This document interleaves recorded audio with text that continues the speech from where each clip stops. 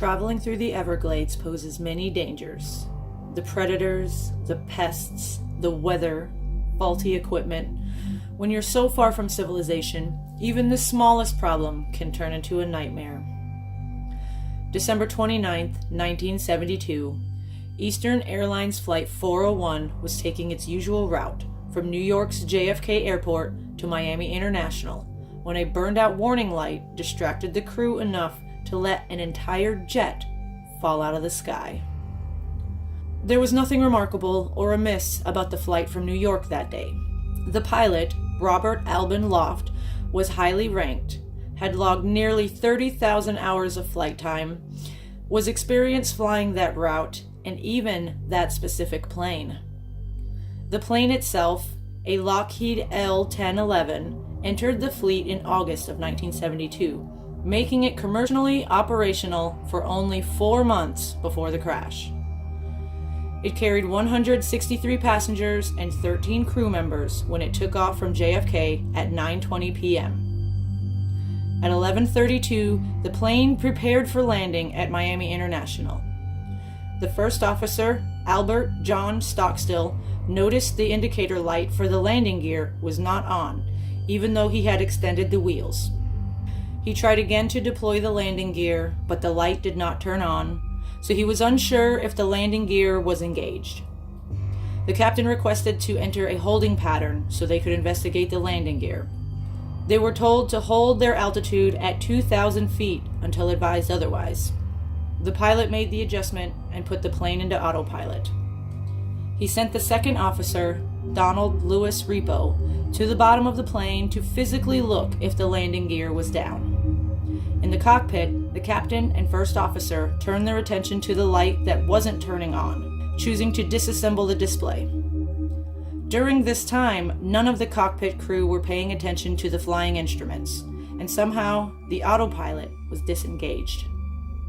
The plane gradually lost altitude. A warning chime sounded from the second officer's desk of the cockpit, but he had gone below, and the other men did not hear the alarm. The first officer eventually returned to his seat to make the 180-degree turn that would maintain the plane's holding pattern beside the airport, when he noticed their error.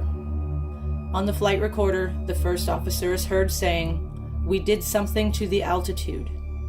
The voice of the pilot says, "Hey, what's happening here?" Only seconds later, the plane was crashing into the Everglades. 2 men on a nearby boat, Bud Marquise and Ray Dickinson, witnessed the crash and rushed to help. They were able to gather survivors and transport them to a safe area, and were given several awards for their life-saving efforts. 75 people survived the crash and being stuck for hours in the Everglades in the dead of night.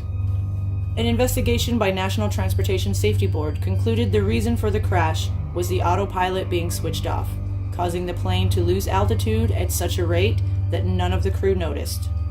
When the first officer turned the plane, the left wing dipped and made contact with what was below, the foliage of the Everglades, and there was no way to recover.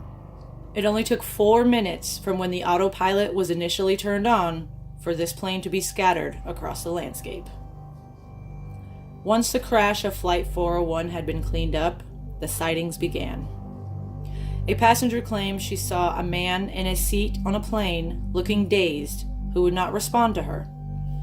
She called over a flight attendant, and several other witnesses took notice of the man when he suddenly vanished. She was so shaken by the sighting, it took some time to calm her enough to show her pictures of the crew of Flight 401. She said Donald Repo was the man she saw disappear.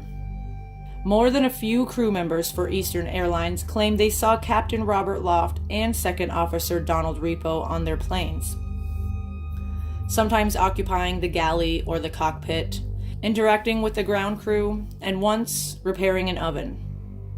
On one flight, a pilot claimed he heard knocking coming from a trapdoor in the cockpit. When he opened the door, the face of Donald Repo greeted him, then disappeared. But the pilot noticed a problem inside the hatch, so he was grateful for the interruption. In another instance, Donald Repo warned a flight crew of a fire on board. Later, a fire was discovered, but due to Donald's warning, they were ready to put it out. Even the vice president of Eastern Airlines claims to have had a conversation with Captain Robert Loft after the tragedy of Flight 401. The numerous sightings, always in close proximity to Eastern Airlines equipment, led some to believe the company used seemingly undamaged parts from the crash of Flight 401 to repair other planes in the fleet. The airline never admitted that they did that, nor would they allow an investigation into the histories of planes where sightings happened. Rumors circulated that the airline quietly undid all the repairs they did using pieces from Flight 401, and reports of sightings came to an end. In 1991, the company folded, and there are no new reported sightings of Captain Robert Loft or Second Officer Donald Repo.